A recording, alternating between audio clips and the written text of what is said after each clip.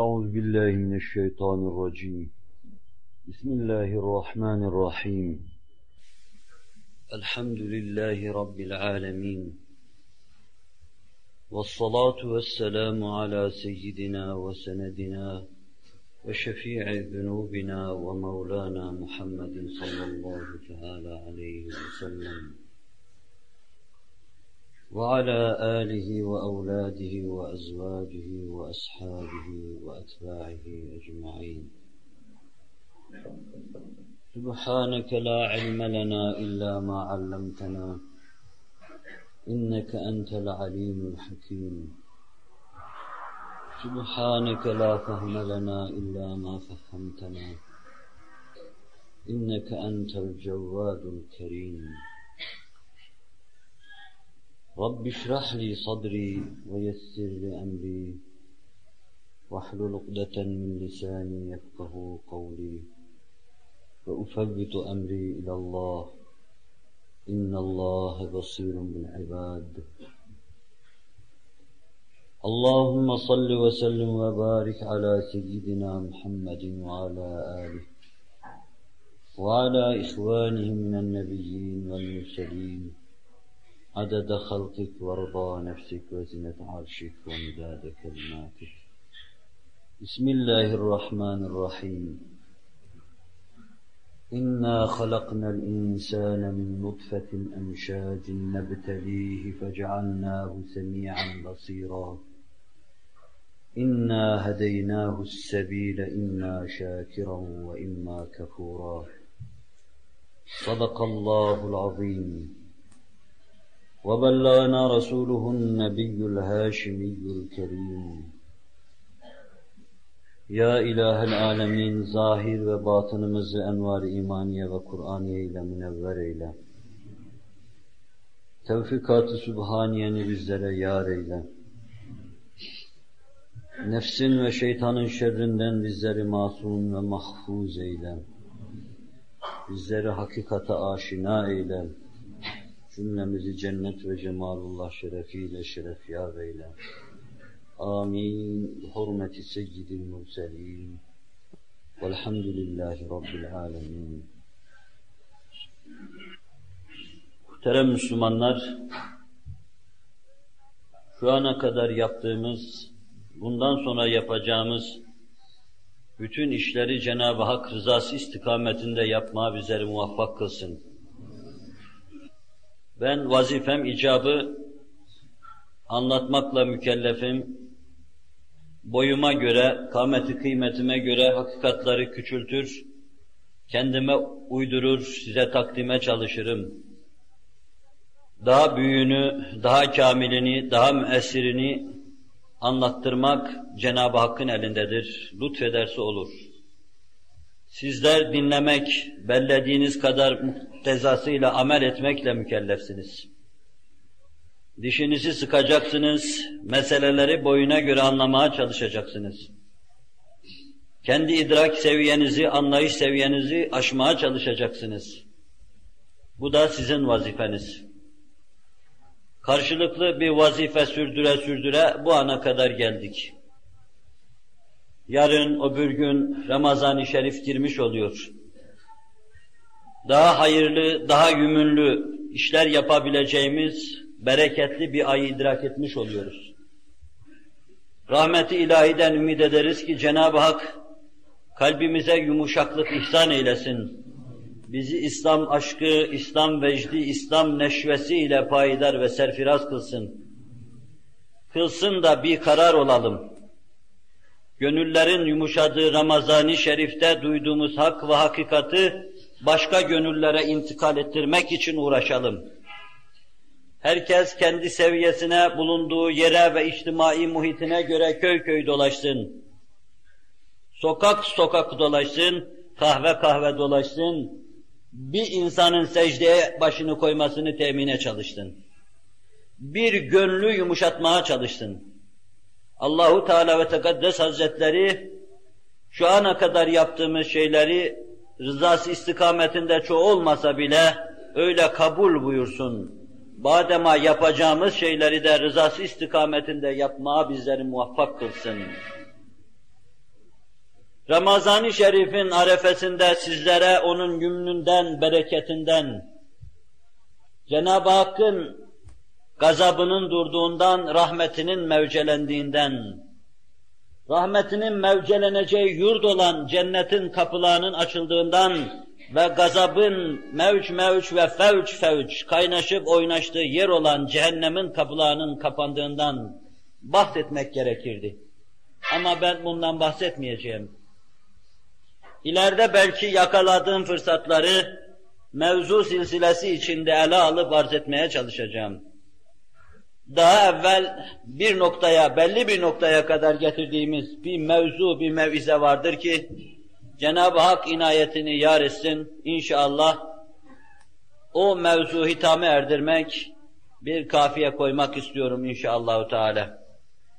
Ariz ve amik bir mevzu, kendi boy ve bosuna göre takdim etmedim.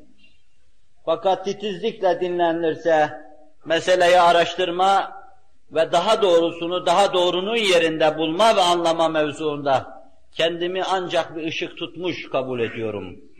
Son tahlil mevzu, kader mevzuydu. Kaderi tahlile çalışıyordum. Cenab-ı Hak maküs kaderimizi bizim müstakim ve meksut kılsın inşallah Teala. En son hafta size kaderin ilim açısından Allah olmuş ve olacak her şeyi biliyor. Boyları, bosları, liyakatları biliyor. Gönül heyecanlarını biliyor.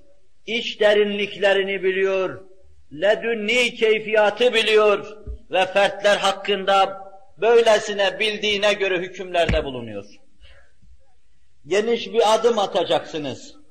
İleriye doğru gideceksiniz. Attığınız her adımda yükseleceksiniz. Maddi manevi Allah'ı hoşnut edecek mualla bir mevkiye çıkacaksınız. İç derinliğine bağlı, iç liyakata bağlı, gönül aydınlığına bağlı, Allah'ın hakkınızda vereceği bu hükmü verdirecek sizdeki meyelana bağlı, şart-ı adiye bağlı. Refah, saadet ve huzuru Allah yaratacak. Hidayet ve rüştü Allah yaratacak. Sizi gayyada bulunmadan Allah kurtaracak. Sizi âlâ illiğine Allah çıkaracak. Ezikler arasında ezilmeden sizi Allah halas edecek. Paymal olmadan kurtarıp başlara tac Allah yapacak. Fakat gönlünüze bakıp ona göre yapacak. İş heyecanınıza bakıp ona göre yapacak. Sizin sebepleriniz ve imkanlarınız tükendiği anda lebbeyk sesini duyacaksınız, öyle yapacak. Siz bittiğiniz yerde külli irade yapacağı şeyi yapacak, idbarinizi ikbale çevirecek inşallah. Bütün sebepleri kullandınız mı? Sebepler açısından tükendiniz mi? İradeniz adına her şeyi attınız mı? Bütün sahi ve gayreti sarf ettiğinize kani misiniz? Cebinizde, kesenizde henüz Allah yolunda kullanacak bir şey yok mu, bundan emin misiniz? İşte o zaman Allah'ın inayeti imdadınıza yetişecektir. Hala atılmadık barut varsa, hala kullanmadığınız kurşun varsa, hala kullanmadığınız heyecan, aşk ve vecd var ise, kullanın onu, sonra görün Allah ne yapıyor bakalım. Bu mevzudan ben katiyen eminim. Siz de muhakkak ki eminsiniz. Tekrar size emin olun dememe müsaade edin. Emin olun. Emin olun, size ait her şeyi kullandığınız zaman gökleri ve yeri tesbih taneleri gibi elinde çeviren Allah her şeyiyle imdadınıza koşacaktır. Sonsuz kudretiyle, fevkalade iradesiyle, çepeçevre bütün kainatı ihate eden ilmiyle imdadınıza koşacaktır. Kaderden bahsediyoruz. Kader hakkında son mevzu. Allah olmuş olacak her şeyi biliyor dedik, bir girizgah oldu bizim için. Kalbinizin heyecanını biliyor demeye bir girizgah oldu. Kafanızdaki düşünceleri ve duyguları biliyor demeye bir girizgah oldu. Sizdeki şartı adiyi anlatmaya bir yol, bir menfez buldum, oradan çıktım. Allah'ın bildiğini arz etmiştim, kaderin bu noktasını. Nasıl biliyor Allah Celle Celaluhu öyle yazar, kitabet mevzuu var. Yazdığı her şeyi adeta boynunuza takar. Sergüzeşli hayatınızda siz boynunuza takılı kitap arasında bir uygunluk bulursunuz. Melek satır satır, kelime kelime inci dizer gibi veya mide bulandırıcı şeyleri tespit eder gibi boynunuzdaki kitaba denk ayrı bir kitapta meseleleri yazarken alemi gayba ait bir pencere açılıverse görseniz, kudret tarafından istinsah edilip boynunuza takılan kitapla meleğin kitabete getirdiği kitap aynı şeyleri ifade ediyor. Demek ki Allah sizin iradenizi ne istikamette sarf edeceğinizi bilmiş ve iradenize göre bir kısım ihsanlarda veya kahırlarda bulunacağını bilmiş, tespit etmiş, mahfuz bir kitap haline getirmiş. Vakti sırası gelince siz o yolda iradenizle bir kısım davranışlara sebebiyet vermiş ve vesile olmuşsunuz. Sırası gelince onları da yaratmış, sonra yaratılan şeyi melek yazmış. İlimde olan şeyi yazdıktan sonra yaratılan şeyi melek yazmış. Kitabet diyor. Her iki yönüyle. Ve sonra meşiyet. Kaderle alakalı mevzulardan üçüncüsü meşiyetti, Allah'ın dilemesi. وَمَا تَشَاءُونَ اِلَّا اَنْ يَشَاءَ اللّٰهِ Allah'ın dilemesinden gayrısını dileyemezsiniz. Allah neyi dilerse o olur Celle Celaluhu. Onun verdiği rolü iyi oynamaya bakmak, gönlü onunla iyi merbut kılmaya çalışmak lazım. Hakkımızda bizi ve kendisini hoşnut edecek hükümler versin. Meşiyet sahibi Allah'tır. Allah neyi dilerse o olur.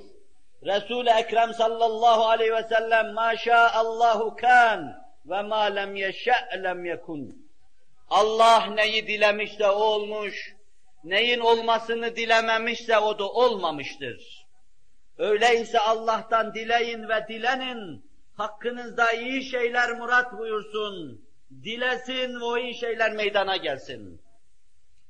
Ef'ali de Allah yaratır. Siz fiillerinizle beraber Allah tarafından yaratılıyorsunuz. Telafifi dimaiyenizden, kalbinize kadar, letaifinize kadar Allah tarafından yaratıldığınız gibi, bunlardaki meyilleri yaratan Allah Celle Celaluhu, meyiller üzerine mürettep efali yaratan Allah Celle Celaluhu.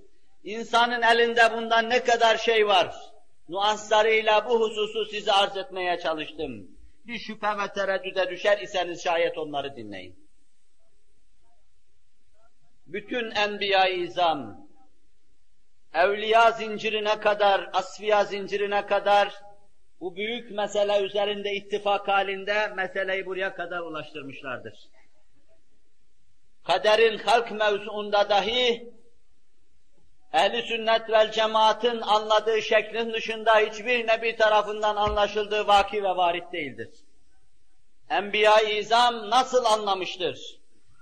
Sağlam kanallarla bize kadar intikal eden ehl-i sünnet vel cemaat akidesi dediğimiz büyük akide manzumesi içinde mesele aynı parlaklık, aynı vüzuh içinde anlaşılmıştır. Ef'ali Allah yaratmıştır. Vallahu haliku kulli şey. Allah şey diyebileceğiniz her şeyi yaratmıştır. Nesne deyip parmak basacağınız her şey Allah'ın tezgahından çıkmıştır, size ait değildir. Vallahu halakakum ve ma ta'malun. Sizi de amelinizi de yaratan Allah'tır Celle Celaluhu. Ve muhbiri sadık, Allahu sani'u kulli sani'en ve san'atehu. Allah her sanatkarı ve sanatını yaratandır buyuruyor. Bir taş mı yontuyorsunuz? Bir yere bir kombinasyon mu tespit ediyorsunuz? Bir mermeri mi hak ediyorsunuz? Sizi yaratan Allah olduğu gibi fiilinizi yaratan da Allah'tır. Konuşmanızı Allah yaratır. Düşünmenizi Allah yaratır. Kalbinizin atışını Allah yaratır. Heyecanı Allah yaratır. Size ait ne vardır? Arz edeceğim. O kadar adi, o kadar küçük bir şey ki buna nisbi, itibari bir şey diyoruz. Hariçte çok arasanız bunu bulamazsınız. El yordamıyla etrafınızı çok yoklasanız bunu tutamazsınız. Gözlerinize derinliklere doğru çok dalsanız irade dediğiniz şeyi yakalayamazsınız. O kadar küçük, o kadar çelimsizdir ki ona terettüp eden şeylerle onun arasında bir tenasüp tespit etmek mümkün değildir. İradeniz o kadar küçük, onun yanı başında lütfu ilahi o kadar büyüktür. Allah her şeyi yaratmıştır. Kur'an'dan sünnete kadar, ondan inkişaf etmiş bir vicdana kadar, bütün ehli vicdan, ehli kalp, Kur'an'ın yanı başında aynı meseleye parmak basmaktadır.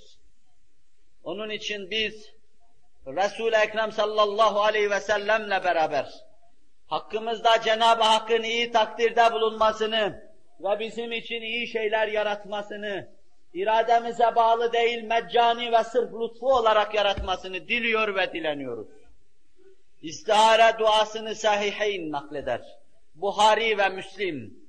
Hani mühim bir mesele sizi meşgul ettiği zaman, yolların ayrımında karar veremediğiniz zaman, Allah Resulü sallallahu aleyhi ve sellem böyle bir müşkille karşı karşıya kaldığınız zaman, Ebu Hüreyre ve Ebu Zer'in rivayet ettikleri hadisi şerifte, 2 rekat namaz kılın buyuruyor, sair namazlar gibi.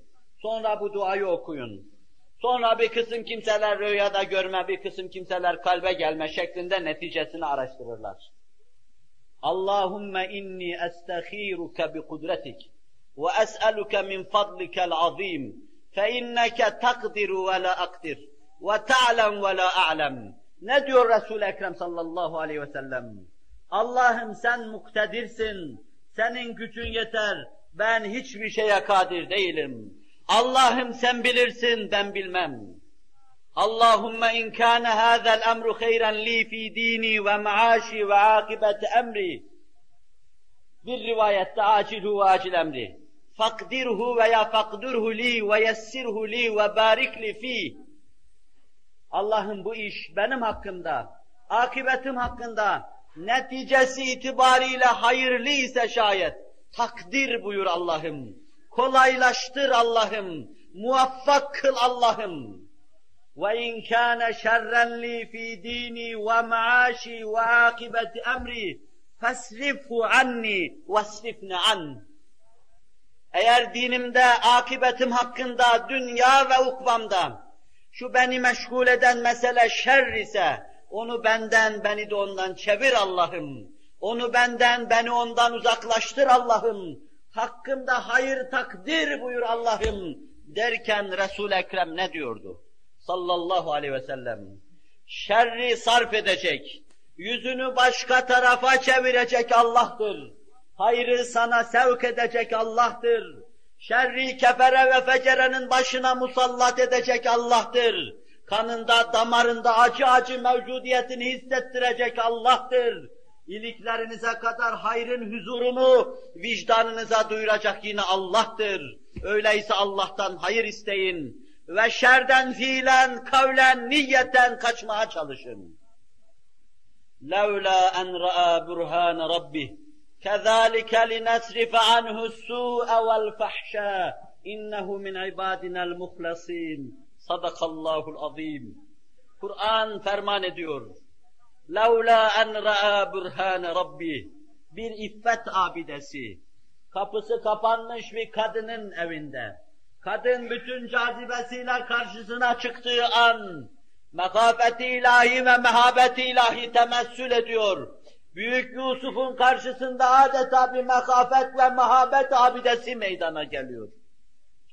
Ve zayıf rivayetlerle, acı bir tebessümle dudağını büken baba Yakup, bari yanık baba Yakup, Yusuf ne yapıyorsun? وَلَوْلَا اَنْ رَأَى بُرْهَانَ رَبِّهِ Rab nasıl bir bürhan gösterirse göstersin, nasıl bir bürhanla Yusuf'un kalbini tespit ederse etsin, tahşidat altına alırsa alsın, onu kaymadan korursa korusun, Yusuf'unu korudu Allah Celle Celaluhu, bizi de korusun beşerin baş aşağı gittiği dönemde. كَذَٰلِكَ لِنَسْرِفَ عَنْهُ السُّوءَ وَالْفَحْشَاءَ İşte biz kötülüğü ve fuhşiyatı böyle ters yüz ederiz buyuruyor Allah Celle Celaluhu. Tam alevleneceği an, kibrit çakılıp da ateş meydanı alacağı an, su ve fuhşiyatı böyle ters yüz ediveririz buyuruyor. Niye ediyoruz? İnnehu min ibadinel muhlasin. Muhlis değil o, ötesinde. İhlasa ermişlerdendi. İhlas haline gelmişlerdendi. Teveccühü tamı kazanmışlardandı. Gözü hakkın cemali için sürmeli olmuşlardan idi. İnnehu min ibadinel muhlasin. O ihlasa ermiş kullarımızdandı. Yani ihlası kazanmak için yolda gidenlerden değildi. İhlasa ermek için dereler, tepeler aşanlardan değildi. Ermişti o ihlasa. Acısını, tatlısını, her şeyini duymuştu onun. Nebiler hakkında bir kanundur bu. Cenab-ı Hak bizi de ihlas-ı etemme erdirsin inşallah. Nefsin gailelerinden halas eylesin. Allah Celle Celaluhu kötülük ve fuhşiyatı sarf ediyor. Lütfediyor da iradenin fenalığa meylettiği anda atayayı sübhanesiyle ferdi kurtarıyor, aileyi kurtarıyor, cemaati kurtarıyor, cemiyetleri kurtarıyor. Fakat bir şey var, gönül sıhhati. Muhbir-i Sadık sahih hadiste ifade buyurdukları gibi İzâ saluha saluhal cesedu kulluh ve izâ fesedet fesedel cesedu kulluh. Müştebihatı anlatan hadis-i şerifin sonunda. İnsanda bir parça bir çiğnem et var. O salah bulursa bütün beden salah bulur. O fesada uğrarsa bütün beden bozulur. Kalbin ihlasa ermesi, kalbin Cenab-ı Hakk'ın muhabbetiyle, mehabetiyle meşbu bulunması. Bunu yapabilirseniz Allah'ın tevfik ve inayetiyle, başınızda kavisler çizen üst üste belalardan Allah sizi halas edecektir inşallah. Sizin de kat'i yakininiz olsun. Kalbi tertemiz bir cemaatin hürmetine inşallahü teala Cenab-ı Hak bizi başımızda çepeçevre bizi saran bu belalardan halas edecektir inşallah. Yine Buhari'de bu mevzu teyit eden, ef'ali Allah yaratır. Teyit eden bir hadisi şerifi şöyle görüyoruz. Efendimiz sallallahu aleyhi ve sellem farz namazı kıldıktan sonra, vaka biz bunu sadece akşam ve sabah namazlarından sonra yapıyoruz.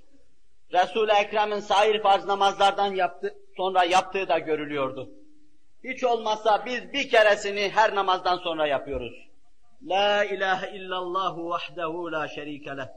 Lehul mulk ve lehul hamd ve hu ala kulli şeyin kadir. Buraya kadar bildiğimiz şey. Allahümme la mâni'a lima a'tayt ve la mu'tiye lima menat ve la radde lima qadayt ve la mübeddile lima hakemt ve la yenfe'u zel ceddi minkel ceddi. Allah'ım senin verdiğin şeyi geriye çevirecek yoktur. Senin geriye çevirdiğini de celbedecek yoktur. Allahümme la mâne lima atayt ve la mu'tiye lima menat. Sen birine vermemiş isen kimse veremez bir şey. Sen birine ayağı kaldırmamış isen kimse kaldıramaz onu. Sen birinin kafasını hüşşar kılmamışsan kimse kılamaz onun kafasını hüşşar. Ve la radde lima qatayt. Senin kazanı geriye çevirecek de yoktur. Bir hüküm vermişsen bunun üzerinde bir temyiz muhakemesi yoktur ki bunu bozsun geriye çevirsin. Zira hüküm evvelen ve ahiren senin elindedir. Hükmü sen verirsin, bozacak da yine sensin. Senin kazanı ancak senin atan bozar. وَلَا رَادَّ لِمَا قَضَيْتِ وَلَا مُبَدِّلَ لِمَا حَكَمْتِ. Senin hükmettiğin mevzuda kimse mübeddil olamaz. Gitsin bu kanunda gelsin başka kanun. Gitsin bu hükümde gelsin başka hüküm diyemez. وَلَا يَنْفَعُ ذَا الْجَدِّ مِنْكَ الْجَدِّ. Nezd-i uluhiyetinde iltimas olmaz. Hiçbir sahibi şerefte halette bulunamaz.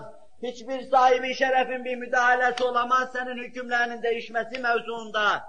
Senin nezd-i uluhiyetinde ne şerefler ne büyük payeler, hiçbirinin kıymeti yoktur. Zira zimecd, zisena sensin Allah'ım. Resul-i Ekrem sallallahu aleyhi ve sellem ne anlatıyor? Buhari ve Müslim'in sinesindeki bu hadisi şerifle. Allah'ın kazasını geriye çevirecek yoktur.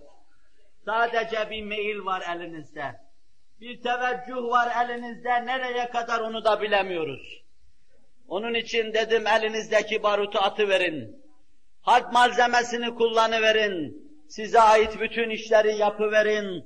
Ta meşiyeti ilahi gelsin tecelli etsin. Ta şu ezilmişlerin, perişan olmuşların, yolda kalmışların, üzengi öptürdüğü milletlerin üzengisini öpenlerin elinden tutsun, arş-ı kemalata çıkarsın. Oruçlular gibi, açlıktan midesi kokan ve darbeler yemiş perişanlar gibi elinden tutup kaldırılmayı bekleyen, birinden ambargo kaldırmayı dilenci gibi beklerken, öbüründen gelecek başka bir sadakayı intizar eden, topyekün İslam dünyası, 500'ü, 600'ü, 600'ü, 700'ü, 700'ü, 800 ve 1 milyara yaklaşan, mescidiyle, mabediyle hala İslam damgasını alnında, nasiyetinde taşıyan İslam dünyası, korkunç ve asırlık mezelletinden kurtulması için Allah'a teveccüh etmesi, mevcudu kullanması, madumu Allah'tan istemesi, mümkünü istimal etmesi, fevkaladeden Allah'tan lütuflar beklemesi gerekmektedir. Cenab-ı Hak muinimiz olsun, yardımcımız olsun. Allah verir, Allah alır Celle Celaluhu. Her şey Allah'ın elindedir. Bezmi Allah hükmeder, sikkeyi Allah basar, turrayı Allah keser, orduları Allah sevk eder, gönülleri, ölü gönülleri, mürde gönülleri Allah ihya eder. Allah kalplerimizi ihya buyursun. يُخْرِجُ الْحَيَّ مِنَ الْمَيِّتِ وَيُخْرِجُ الْمَيِّتَ مِنَ الْحَيِّ Ölüden diriyi çıkarır, diriden ölüyü çıkarır. Ölmüş bir baharda, baharın bütün mahlukatını bir hafta gibi kısa bir zamanda haşr ve neşreden Allah Celle Celaluhu, haşr ve neşre çok ihtiyaç hisseden, çok muzdar olan ve muzdar duasıyla kendisine yalvaran, ümmeti Muhammed Aleyhisselatu Vesselam'ın ölü gönüllerinin ihya edilmesi istikametinde yaptıkları duaları kabul buyursun inşallah Teala. Halk Allah'ın elinde. Bunun aksini kimse söyleyemez. Her şeyi Allah yaratır. Ne güzel şey ki hakkımızda güzel şeyleri Allah yaratıyor. Ve biz onun tarafından bizim efvalimizin yaratılması neşvesi içinde, adeta onun mübarek yedi mübareki içinde, rahmetinin avuşu içinde mest ve sermest kendimizden geçmiş oluyoruz. Beni de o yaratsın, efalimi de o yaratsın, ben böyle bir cebre ta ezelden teşneyim. Hidayet Allah'ın elindedir. Hidayeti yaratan Allah'tır. Dalaleti yaratan da Allah'tır. Men yehdillahu fehuvel muhted. Kimi Allah hidayet ederse o hidayete eriverir. Kime hidayet nazarıyla Allah bakarsa hidayet gönlünde karar kılıverir.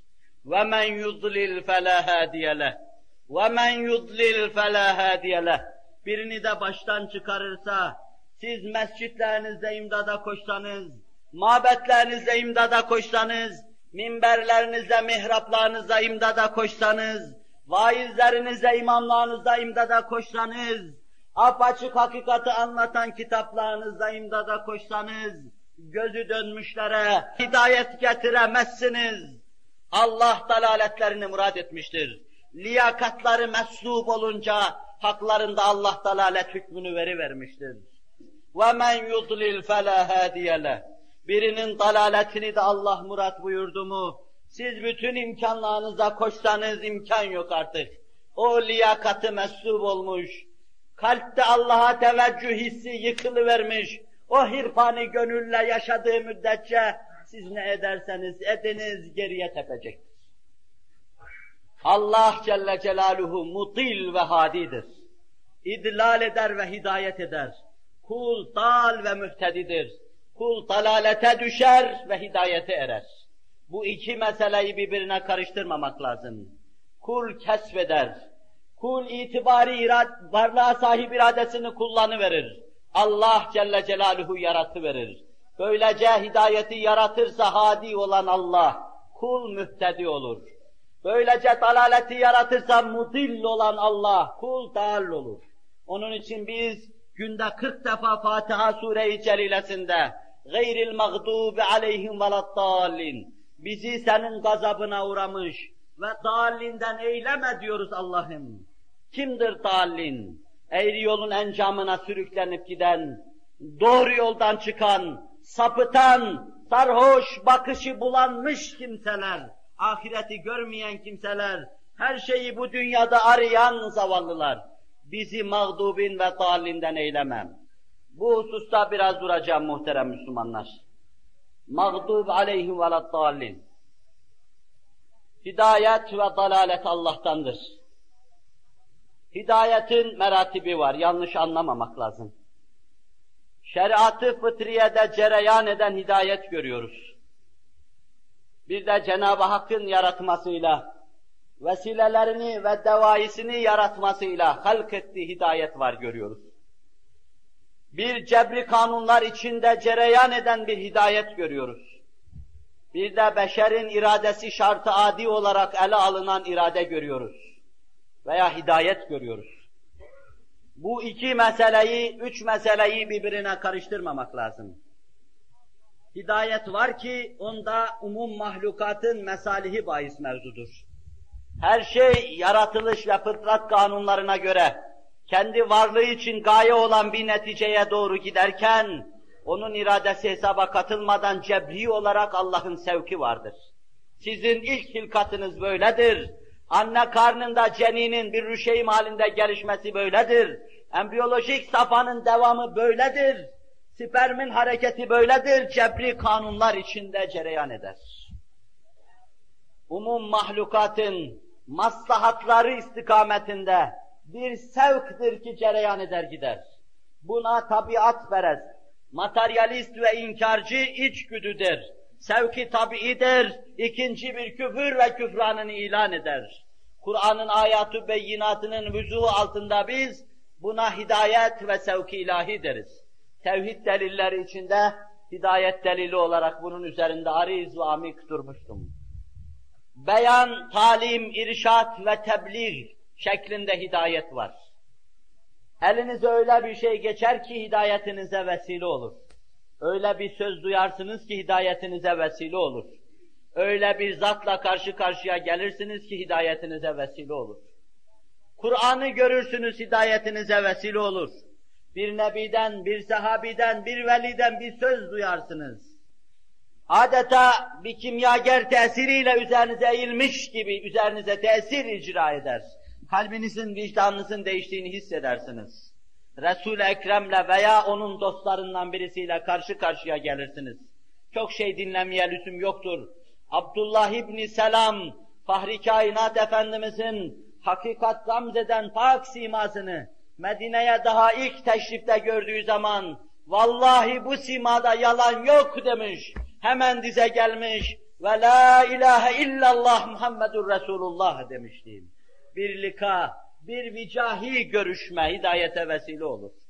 İşte buna irşat, tebliğ, talim, müşahede ve hidayete vesile olma yollarından hangisi olursa olsun böyle bir hidayet diyoruz. Bir diğer hidayet var ki meşiyeti ilahi, halk-ı ilahi, ihsan-ı ilahi ve bunun zıttı bir dalalet var ki bu tamamen meşiyeti ilahiden gelen bir dalalettir ki kul hakkında bir hizdandır, bir husrandır, bir haybettir, kulun her şeyini kaybetmesi demektir. Ve ayrı bir hidayet var ki o da sevk manasınadır. Cennete ve cehenneme, beşerin bir kısmı oraya, bir kısmı da oraya sevk edilir. Zerrelerden kürelere kadar, atom çekirdeği etrafında elektronlar Allah'ın sevkiyle tabiatçı varsın, sevki tabii desin. Allah'ın sevkiyle hareketini ikmale ve itmama çalışır, kendisine terettüp eden vazifeyi yapmaya çalışır. Küreler sapan taşı gibi Allah'ın çizdiği hatta hareket etmeye çalışır, Allah karşısında matlub keyfiyeti göstermeye çalışır. Bunlar cebri olarak cereyan ederler. Bir hedef vardır, o hedefi tahakkuk ettirmek için Allah tarafından sevk edilmektedirler. Tavuk, kuluçkaya yattığı zaman yine sevk-i ilahi olarak yumurtaların üzerinde sabırla bekler. Sabırla her şeye katlanır. aç durur, susuz durur, ateşler içinde yanar. Sabırla civciv çıkacağını bekler. Nereden bilecek içinden civciv çıkacağını? Daha sonra 5-6 ay sonra civcivin elinden başına vurup tanesini alan tavuk, niçin acaba civciv çıkması için yumurtaların üzerinde yatıyor? Allah sevk ediyordu ondan. Ve bir pelte gibi yumuşak gagasıyla yumurtanın sert kabuğunu delmeye çalışan içeriden civciv, nereden bilecek dışta geniş bir dünyanın olduğunu? Kim sevk ediyor onu dışarıya çık diye, kim zorluyor? Neden acaba doğuyor, dünyaya geliyor? Allah sevk ediyor ondan. Bir yavru dünyaya geliyor. Anne karnında değişik şekilde besleniyordu. Doğrudan doğruya annenin kanıyla kontak olmak, onunla temas etmek suretiyle besleniyordu. Dünyaya geldiği an nereden biliyor ki annenin göğsünde Âb-ı Hayat gibi, Âb-ı Hayat fışkırtan Âb-ı Hayat muslukları göğsüne tespit edilmiş de gıdası oradan akıyor. Nereden bilecek ki bunu? Dünyaya gelir gelmez anne memesini arıyor hemen. Ve meme ağzına verildiği zaman emmesini biliyor. Nasıl oluyor ki orada burnundan soluyor? Ağzını açmadan bu iş rahatlıkla hallediliyor. Tevhid delillerinde teker teker bunlara indiğimiz için üzerinde durmayacağız. Tek başına bunlardan her birerleri vahdet ve vücubu ilahiye deliller mahiyetinde serdedilmişti. Burada biz umum mahlukatın maslahatı hesabına bir sevki ilahi bahsinde bulunduğumuz için Allah sevk ediyor ve her şey sevk ediliyor. Kur'an-ı Kerim bu sevki sübhanisini Allah'ın anlatmak için وَاَوْحَا رَبُّكَ اِلَى النَّحْلِ اَنِ اتَّخِذ۪ي مِنَ الْجِبَالِ بُيُوتًا وَمِنَ الشَّجَرِ وَمِمَّا يَعْرِشُونَ ثُمَّ كُلِي مِنْ كُلِّ الثَّمَرَاتِ فَاسْلُكِي سُبُلَ رَبِّكِ ذُلُلًا Ferman-ı sübhanesiyle bu hakikati ifade etmektedir. Arıya Allah vahyediyor Celle Celaluhu. Arıya vahyediyor bal yapmasını. Ağaçların kovuklarında, taşların kovuklarında yuva yapmasını vahyediyor Allah Celle Celaluhu. Petek yapmayı vahyediyor Allah Celle Celaluhu. Bal peteğinin hendesesini vahyediyor Allah Celle Celaluhu. Ve sonra o kendine has uçuşlarla, giderken gittiği yerlere işaret kor gibi pervaz çizişlerle tekrar dönüyor, yuvasını buluyor. Çiçeklere konuyor, onlardan hüzme alıyor. Hüzme alıyor da getiriyor, peteğin deliklerine yerleştiriyor ve bal yapıyor. Kovana girdiğimiz zaman sevki ilahinin açık seçik müşahede edildiği kovanda ve petekte fevkalade bir idare görüyoruz. Bir devlet gibi arı kovanının çalıştığını müşahede ediyoruz. Bir ana arı gözümüze çarpıyor. Arap Ya'sup diyor. Sayısı pek az olan erkek arılar gözümüze çarpıyor. Ve iş yapan amele arılar gözümüze çarpıyor. Bir sistem içinde kendilerine terettüp eden vazifeyi yapıyorlar. Yumurta bırakmak mevsimi gelince ana arı bütün peteğin deliklerine yumurtalarını yerleştiriyor. Ve kovanda pek az sayıda bulunan erkek arılarla münasebeti fıtriyesini temin ediyor. Erkek arılar vazifelerini yaptıktan sonra o kovanın içinde petekte tüfeğli olarak balı yemeye başlayınca da arı böyle tüfeğli beslenmeye karşı koyuyor. Bunlardan sadece bir iki tanesini bırakıyor ki gelecek sene lazım olacak telkih ve telakkuh için. Diğerlerini ikna ediyor. Füzuli yemeye imkan vermiyor. Onların füzuli yemesine imkan verilmediği gibi dıştan gelen yabancı bir arının o kovanda beslenmesine de müsaade edilmiyor. Fevkalade idare içinde fevkalade bir temizlik görüyoruz.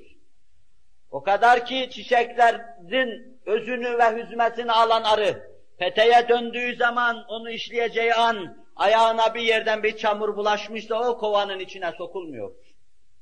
Şayet o hüzmeyi getirirken bir çamura konmuş da kovana sokulmuyor. Ve bir arı ruhen anarşistse şayet, pisliklerden sakınmıyorsa şayet, arının kendi kavaninine riayet etmiyorsa şayet, o kovan içinde ona çalışma imkanı da verilmiyor. Acaba minnacık bir kafa taşıyan o arıya bunları öğreten kimdir? Öğreten kimdir ki 50 milyon sene evvel küre-i arzın belli bir devresinde yaşamış bir arı yığınının yaptığı balla bugünkü balı karşı karşıya getirdiğimiz zaman hendesi ölçüleri ve terkibiyle en ufak bir değişikliğe uğramadığını görüyoruz. Arı tekamül etmemiş, dünyaya geldiği anda yapması gereken şeyi yapmanın en alimi olarak sahneye atılmış. Acaba kimdi onu öğreten bunu? Kur'an sizin bu tereddüdünüzü izah ediyor. وَاَوْحَى رَبُّكَ اِلَى النَّحْلِ Sizin Rabbiniz arıya vahyetti, ilhamda bulundu. Sevki sübhanesiyle onu hayatı için maslahat olan şeylere sevk etti ve yaptırdı. Arı peteğinde delikleri, kovanın içinde delikleri müseddet olarak yapar. Kimyacılar ve mühendisler arının yaptığını henüz yapacak duruma gelmiş değillerdir. Sadece arıyı bugün bir ifade etme vardır. Yani onun tabii yollarla yaptığı balın önüne çıkma, şeker koyma, müşterileri aldatma yolunu beşer keşfetmiştir. Öğrendiği bir şey yoktur beşerin. Arı küçük bir mahluk. Büyük bir sultana dayandığı için kendisinden beklenen vazifeyi en ekmel şekilde yapar. Arının peteğinin, kovanın içinde peteğin deliklerine hiç dikkat ettiniz mi? Bu delikler müselles olabilirdi, üçgen diyorsunuz uydurma dilde. Mürabba olabilirdi. Fakat arının mürabbada ve müselleste bu gediklere girmesi, bu açılara girmesi, oraları doldurması çok zor olacaktır. Kim öğretti ki ona peteğinin kovanlarını bal mumuyla hazırlarken dahi müseddet olarak hazırladı? Onu da müseddet olarak ayarladı. Hendese sanatını kim öğretti acaba ona? Netice itibariyle sayinde kendisini zorlayacak, bazı işleri yapmasına engel olacak şeyden kim alıkoydu? Ve en münasip duruma onu kim sevk ediverdi? Tereddüdünüzü Allah izale eder. Allah hareket ettirdi. Allah sevk etti. Allah yaptı. Ağacın ve taşın kovuğunda yeri Allah hazırladı. Erkek arıya karşı takınılacak tavrı Allah temin ve tespit buyurdu. Ana arıyı orada hakim Allah kıldı. Diğer arıları çalışmaya Allah sevk etti Celle Celaluhu ve kendi kendine oldu. Şeriat-ı fıtriyede cebri sevk-i ilahi diyoruz. Karınca arının yanı başında yerini alır. Karınca da Allah tarafından sevk edilir. Bazı mahlukat, haşerat hakkında Kur'an-ı Kerim'in ayetlerinde ifade vardır. Karınca da bunlardan bir tanesidir. Hatta izâ etev alâ vâdin neml, قالت نملة يا أيها النمل ادخلوا مساكنكم لا يحتمنكم سليمان وجنوده وهم لا يشعرون. Karıncalar vadisine gelindiği zaman Kur'an diyor. Demek bir vadi vardı ki orası adeta imparatorluk kurmuş gibi karıncalardan ibaretti. Hatta izâ etev alâ vâdin neml. Kur'an'ın icazı açısından meselenin tahliline girersek çok zaman alacak. Ben sadece buradaki sevk-i ilahi arz üzerinde duracağım. Nemil vadisine geldiği zaman قَالَتْ نَمْلَةٌ bir karınca dedi. يَا اَيُّهَا النَّمْلُ دُخُلُوا مَسَاكِنَكُمْ Ey karınca topluluğu siz yuvalarınıza girin. Nasıl dedi? Kendine göre bir deme şekli vardır onun. İngiltere'de hayvanat bahçesinde karıncalara dair şöyle bir hususu naklediyor ilmi mecmualar.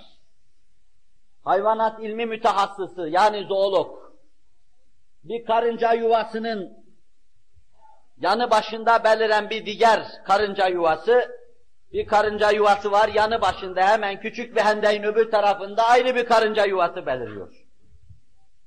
Bir kısım meseleler öğrenmek için buradan çıkan karıncalardan bir tanesini öbür yuvanın içine atıveriyor. Ortada bizim duyamayacağımız bir hava var, hiçbir şey duyamayacağımız bir hava var, bir sessizlik hükmetmektedir.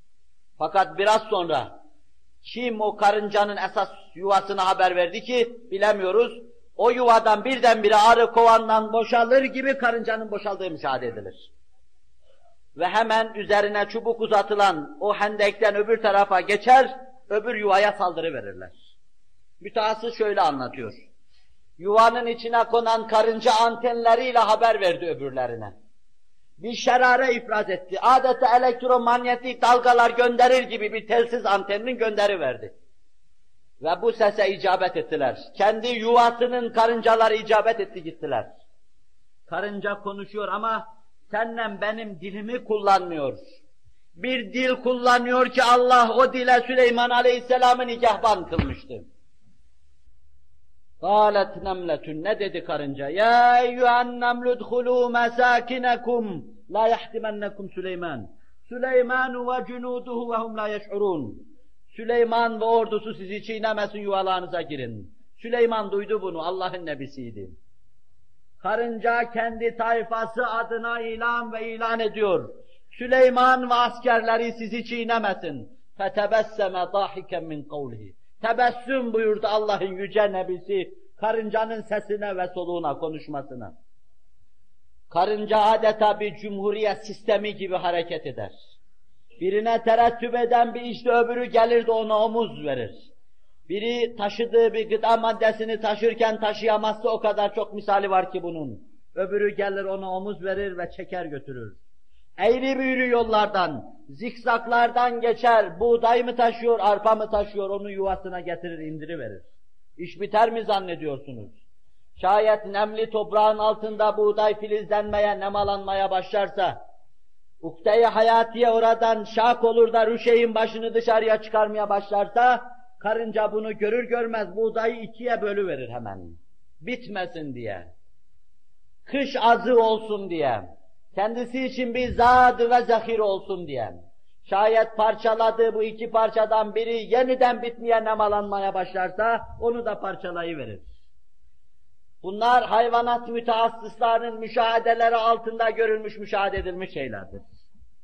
Ve sonra buğdayda, arpada veya başka şeyde nemlenme müşahede edince çıkarır onları güneşin altına seriverir. Kurutuverir, tekrar toplar yuvasına götürüverir.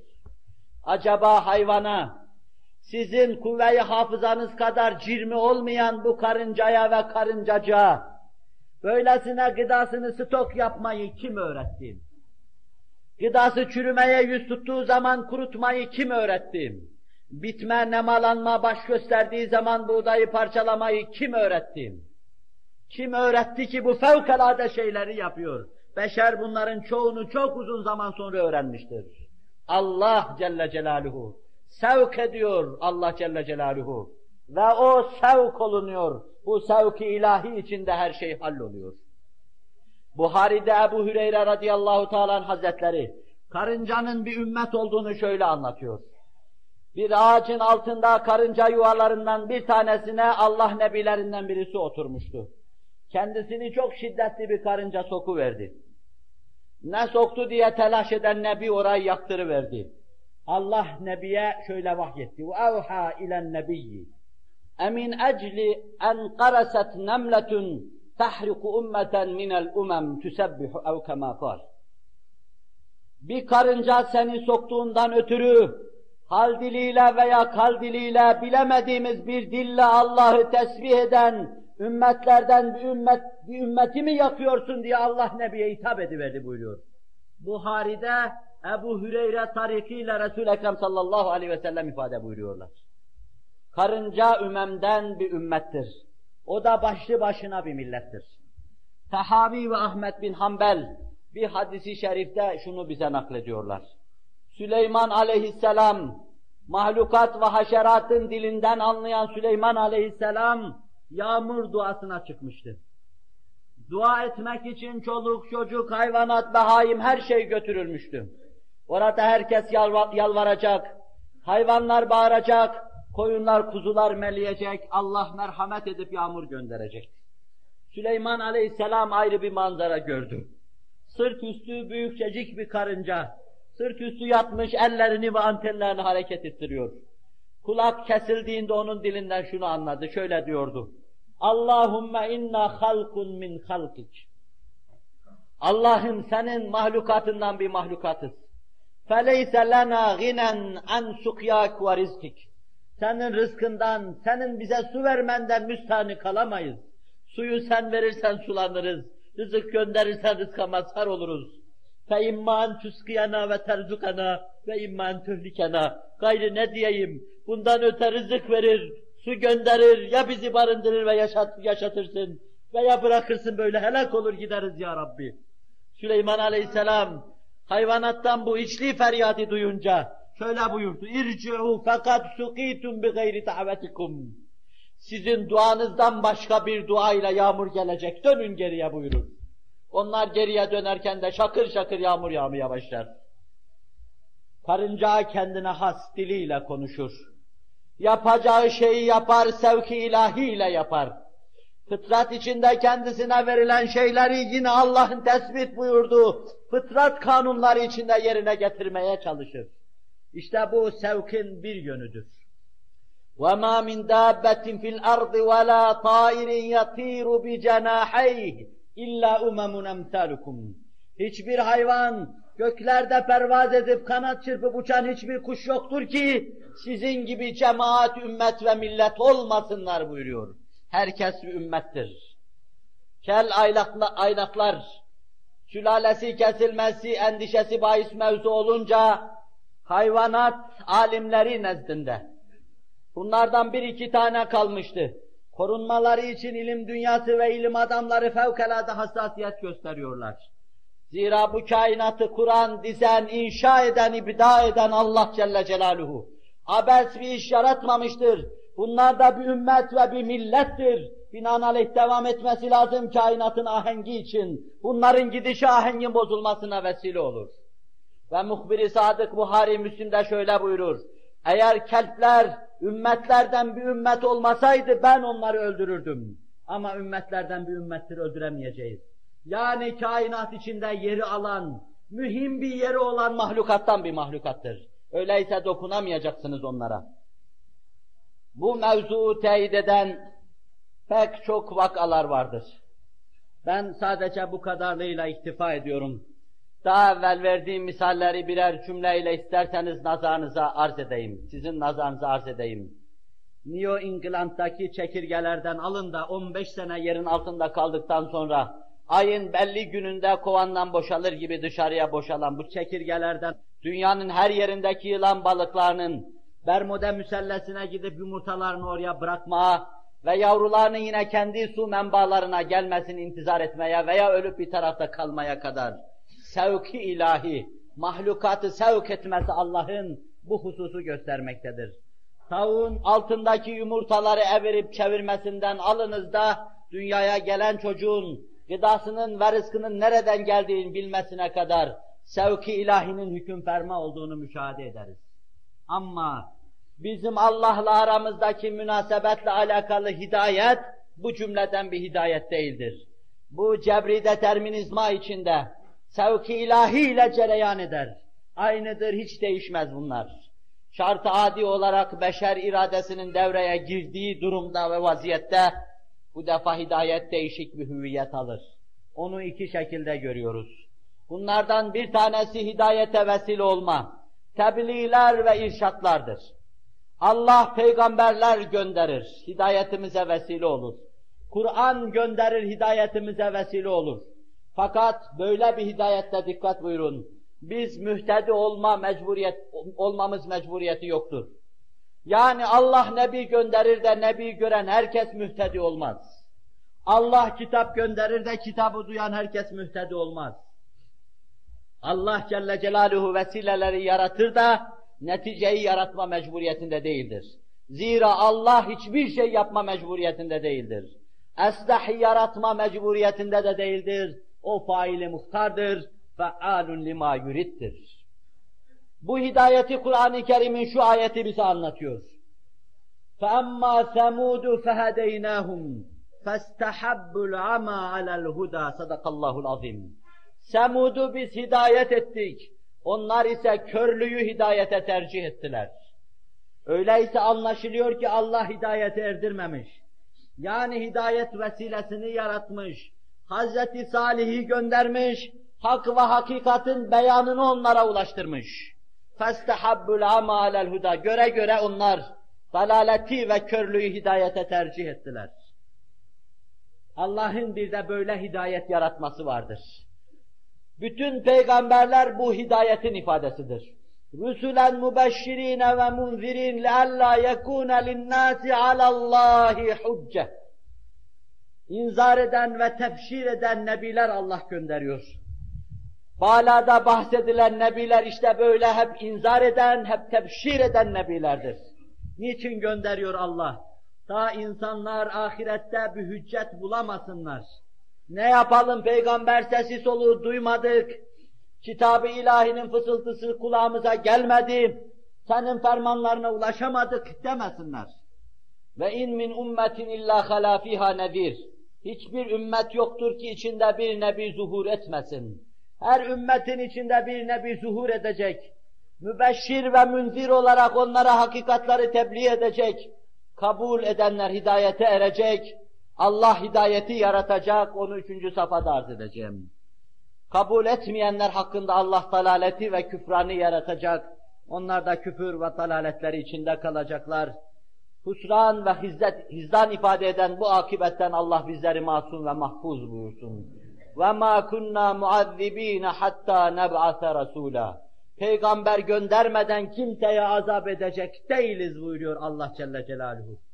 Sesi soluğu kesmek, onları ilzam etmek için Allah Celle Celaluhu mahz-ı hidayet olan peygamberleri gönderir, kitapları gönderir, başka mürşitleri gönderir ve hidayet eder. Sesi soluğu kesmek, itiraza mahal bırakmamak için. İşte biz de bu cümleden bir milletiz. Elhamdülillah ümmeti Muhammediz. Hz. Muhammed Aleyhisselatu Vesselam'ın ses ve soluğunu duyduk. Kur'an'ın fermanı kulaklarımızdan kalbimize kadar geldi, girdi, indi ve mevcudiyetini bize hissettirdi. Bu hakikat üzerine gelen tozu toprağa silecek pek çok mücedditler geldi. Pek çok mürşitler arz-ı endam etti. Pek çok hakaik Resul-i Ekrem namına bunları bize ders verdi. Biz de bu cümleden hakkı duymuş, hakikate ermiş bulunuyoruz. Cenab-ı Hak gerçek hidayeti içimizde yaratsın. Bu işin tamamını erdirsin inşallahü teâlâ. Bu hidayetin tebliğ, irşad ve talim kısmıdır. Bunda Cenab-ı Hakk'ın meşiyetinin muktezası hidayetin yaratılması hususu yoktur. Allah, hidayetin bu 3. safhası, 3. derece ve 3. mertebede hidayet ki, orada doğrudan doğruya o hidayeti yaratır. Nebi'yi gönderir. Nebi'nin yanı başında Ebu Bekir'i gönderir. Nebi Ebu Bekir'e tebliğ eder, Ebu Bekir de bunu kabul eder. Allah Ebu Bekir'in gönlünü de hidayetle aydınlatır, onu da hakikate erdirir. Allah Nebi'yi gönderir. Liyakatı meslup Ebu Cehil'i karşısına çıkarır. O liyakatı olmadığından bu hidayetten istifade edemez. Edemediği için Allah dalaletine hükmeder. Küfranını artırır. O da baş aşağı Bedir'de bir kuyunun dibine gidiverir. Cenab-ı Hak kötü akibet ve encamdan muhafaza buyursun.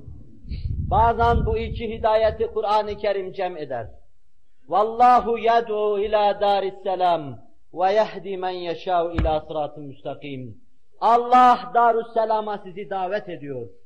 Peygamberin sesiyle, sadasıyla, edasıyla Darüsselam'a davet ediyor. Vallahu yed'u ila darisselam ama ve yehdi men yeşâ'u ila sırat-ı müstakim. Sırat-ı müstakime dilediğini hidayet eder. Bu işin bir yönü size aittir.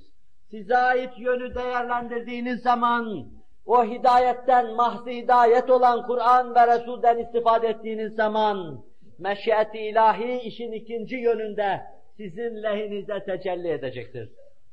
Sure-i Bakare'de, Bakare Sure-i Celilesinde Kur'an-ı Mucizül Beyan bu 2 meseleyi ayrı ayrı 2 ayetiyle ifade buyurur.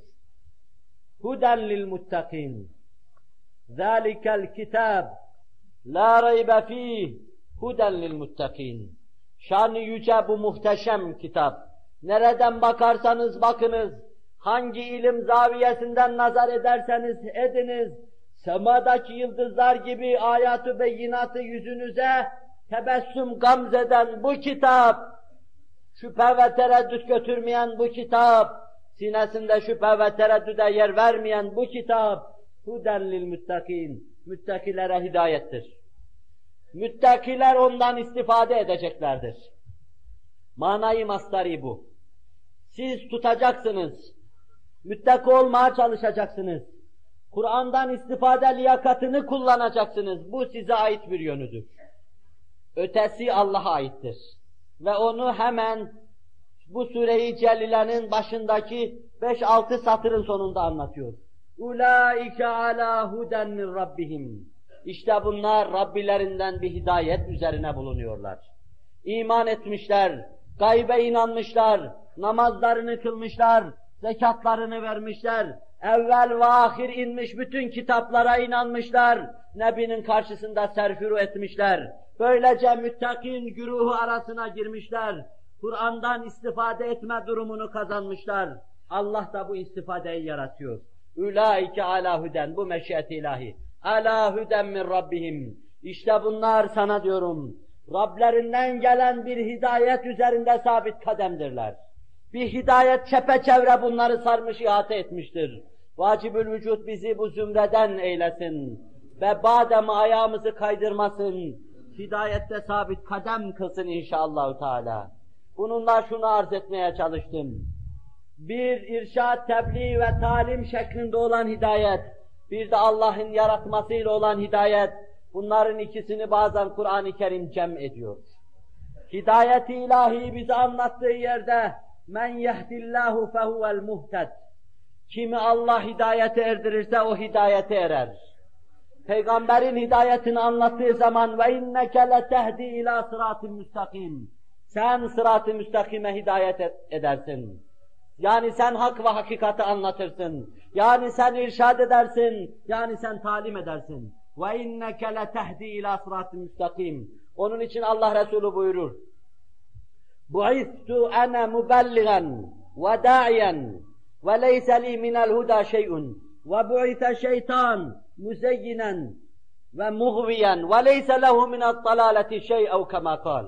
Ben insanları davet etmek için gönderildim.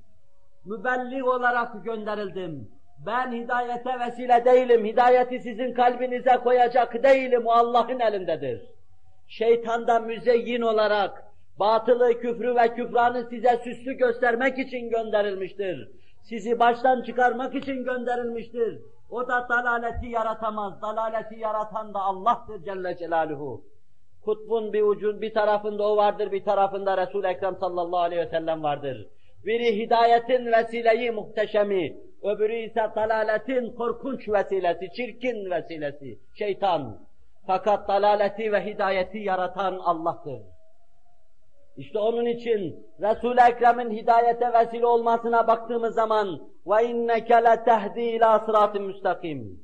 Allah'ın hidayet etmesine baktığımız zaman da şunu görüyoruz. اِنَّكَ لَا تَهْدِي مَنْ اَحْبَبْتَ. Habibim sen sevdiğine hidayet edemezsin. Hidayeti Allah yaratır. İkinci ayette anlıyoruz ki bu Allah'a ait hidayettir. Allah'ın gönülde imanın nurunu yaratmasıdır. Birincisine baktığımız zaman onda sadece bir vesilelik hissediyoruz. Allahu Teala ve Tekaddes Hazretleri bütün vesilelerini ihzar buyurdu.